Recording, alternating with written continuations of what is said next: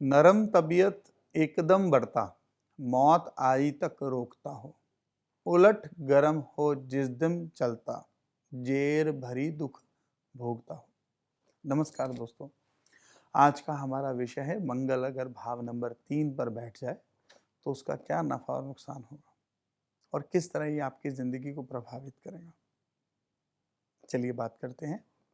ऐसे इंसान को लाल किताब में दूसरों के लिए फलों का जंगल कहकर पुकारा गया, जिसकी मदद से उसके भाई बहन, परिवार के सदस्य, यहाँ तक कि उसके यार दोस्त भी उससे फायदा लेकर ही फलेंगे फूलेंगे और तरक्की करेंगे। लाल किताब कहती है कि ऐसा इंसान अकेला जन्म नहीं लेता, यानी कि कभी अकेला नहीं होगा, बल्कि इसके भाई बहन 3 की गिनती में जरूर होंगे। चाहे भाइयों की संख्या 3 हो या बहनें 3 हो या दो भाई बहनों को मिलाकर 3 की गिनती बनती हो, मगर ये कभी भी इकलौता नहीं होगा। ऐसा जातक बुलंद हौसले वाला, शूरवीर, गंभीर, पराक्रमी होता है, जो अपने दिमाग के कौशल से अपने दुश्मन को परास्त करने की हिम्मत का मालिक होता है।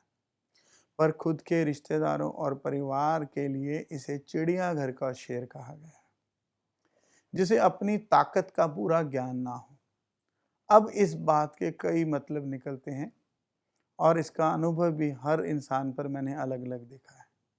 जैसे कि भाई बंधु इससे नाराज होने का ड्रामा कर कर इसके हक का भी पैसा ले जाते हैं, इस पे इमोशनल अत्याचार करते हैं, इमोशनल ब्लैकमेल करते हैं, या इस इंसान से जबरदस्ती छीन लेते हैं और ये चाहकर भी उनका कुछ नहीं कर पाता, बल्कि कुछ करना नहीं चाहता। परंतु अगर ऐसा कोई बाहर का दुश्मन उससे करे या चीटिंग करे तो फिर ये उसकी हालत पतली कर देता है, उसकी बात का माकूल जवाब देता है। ऐसा मेरा अनुभव भी रहा है और मेरा अनुभव है कि मंगल 3 वालों के साथ बहुत ऐसी चीजें मैंने और भी देखी हैं, जिसका जिक्र मैं आपके साथ करूंगा। मंगल का शुभ फल लेने के लिए इसका जो सबसे बहुत बड़ा और नेक उपाय है, जो जल्दी असर देता है, वह है विनम्रता। ऐसा इंसान जितना साफ दिल, विनम्र विनम्र सॉफ्ट स्पोकन, प्यार से बात करने वाला होगा, धीरे धीरे बात करेगा, उतनी ही इसकी तरक्की बढ़ती जाएगी। इसका भाग्य इसका हमेशा साथ देता जाएगा और इसे सब सुख सुविधाएं सब मिलेंगी जिंदगी के अंदर। उसका नेक फल मिलेगा ही मिलेगा मंगल का।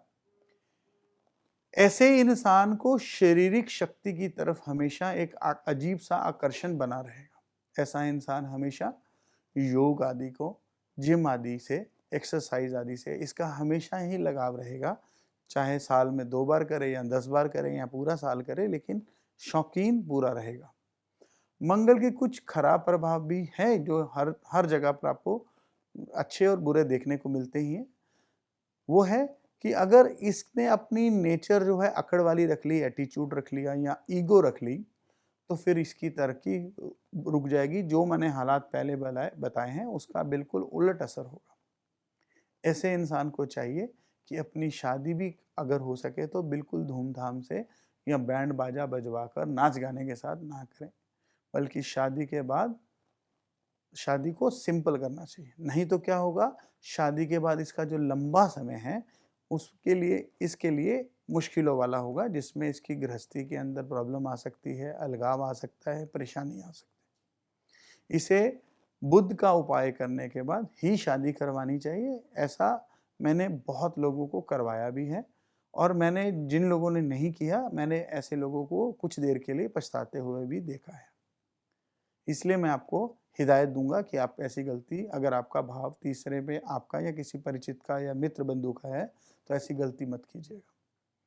तीसरा घर बुध का है, मैं इसलिए ये आपको कह भी रहा हूँ। और अगर आपको यकीन ना हो तो किसी जो जिसका भी मंगल 3 हो उससे आप पूछिए कि उसके परिवार में किसी बहन या बेटी की शादी जो है उसके बाद क्या उसको प्रॉब्लम आई।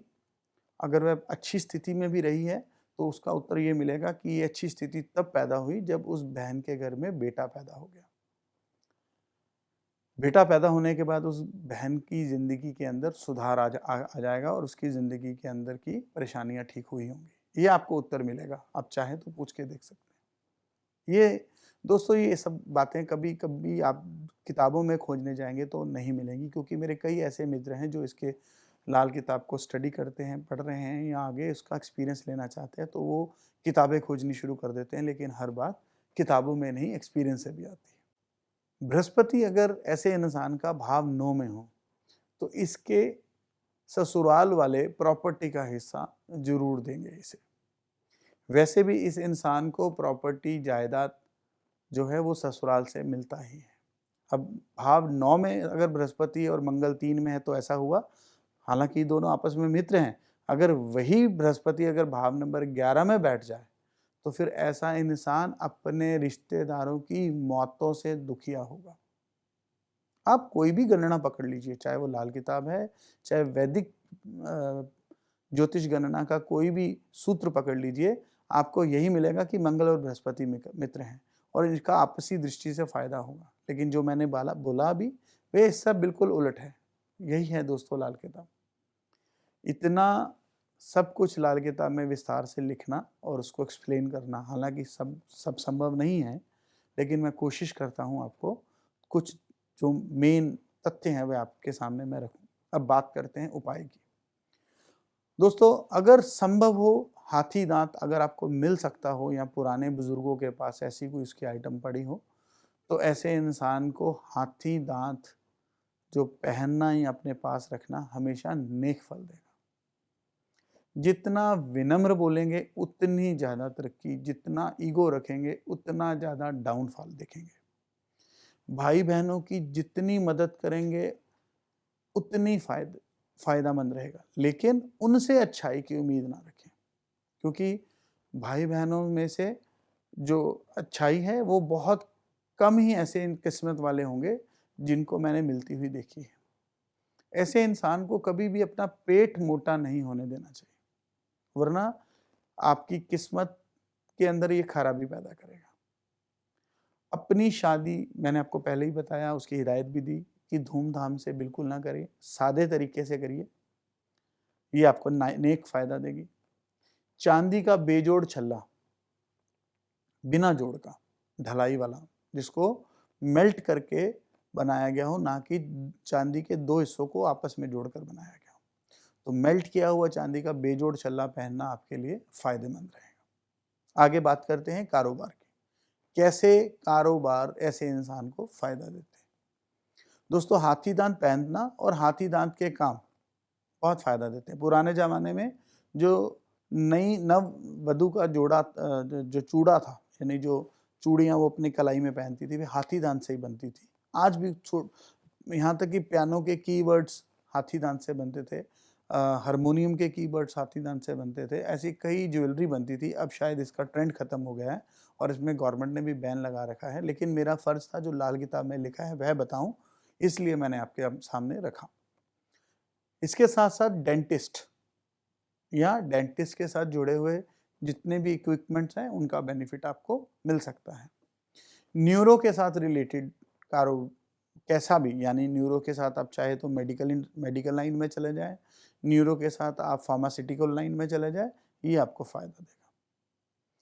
आर्मी, पुलिस, बाउंसर, सिक्योरिटी, इन सारे चीज़ों का काम, ऐसी जॉब, ऐसे इक्विपमेंट्स, ऐसी ठेकेदारी लेना, ये सब चीज़ें आपको फ़ायदा देंगे। अंत में दोस्तों, मैं हमेशा एक मैसेज देता हूँ कि मेरी जो हमेशा कोशिश रही है कि वे लाल किताब के उपाय और उसके तरीके अधिक से अधिक आपको उसका ज्ञान भी दे सकूँ, उसके सीक्रेट्स आपके साथ शेयर कर सकूँ, तरीका शेयर कर सकूँ। उसी तरह से आज जो मैं बता रहा हूँ वह है कि मंगल का जो संबंध है वह ब्लड के साथ रहता है, खून के साथ रहता है। और कोई भी डॉक्टर जो है वो भी किसी न किसी बीमारी का इलाज भी खून से ही ढूँढता है, आपके ब्लड टेस्ट करवा के ही ढूँढता है। तभी उसे पता लगता है कि आपको क्या परेशानी है। ज़्यादातर इसलिए आपको ये जो बताना ज़रूरी हो गया मेरे लिए कि आप अगर कोई भी बीमारी हो, तो अगर उस समय आप किसी भी तरह का लाल किताब का उपाय करते हैं, तो कभी-कभी उसको वह उपाय आपको डॉक्टर की दवा से ज़्यादा जल्दी कष्ट से बाहर निकाल देता है। इसका अनुभव मैंने खुद पिछले कई सालों में किया है और उसका बहुत अच्छा एक्सपीरियंस मुझे मिला है। इसके अलावा मेरे कई दोस्त, मित्र, भाई-बंधु और उनके जो परिचित और गाहे-बगाहे उनके द्वारा रेफ़र किए हुए कई ऐसे लोग जो इमरजेंसी में मेरे पास आए और मैं इस किताब की विद्या की वजह से उनको इसका फ़ायदा दे सका। इसके लिए मैं अपने उन दोस्तों का भी शुक्रगुज़ार हूँ और अपने उन विद्वान जनों का, अपने उन टीचर्स का, गुरु रूपी ऐसे टीचर्स जिन्होंने मुझे इसकी शिक्षा दी। मैंने कई सालों तक इसका अध्ययन किया, पढ़ा, शौकिया तौर पर और उसकी वजह से ही मैं ऐसे लोगों के कष्ट को दूर कर पाया। दोस्तों, जो लाल किताब के अंदर की पद्धति है वह वर्षफल की है, यानी कि हर जन्मदिन से जन्मदिन तक और कई प्रॉब्लम्स को वर्ष कुंडली से देखा जाता है, किसी को जन्म कुंडली से और कई को गोचर कुंडली से। यहाँ तक कि लाल किताब की एक विशेष विद्या है जिसमें हम महीना कुंडली के हिसाब से भी कभी-कभी किसी बड़े कष्ट को उसका देख सकते हैं, उसका आभास ले सकते हैं। इसलिए कोई अकस्मात घटना या कोई बीमारी या कोई परेशानी आने पर एक अच्छा लाल किताब भी इंसान भी आपको एक अच्छा लाल किताब का ज्योतिष या जानकार भी आपको हमेशा एक कष्ट से उबरने में आपकी सहायता कर सकता है। इसलिए अब जब भी आपको ऐसी कोई समस्या का आभास हो, आपको ऐसी किसी अपने परिचित लाल किताब के ज्ञाता का आपको हेल्प ले लेना चाहिए। दोस्तों, मैं आशा करता हूँ कि आपको जो हमारी ये वीडियोज़ हैं पसंद आ रही होंगी।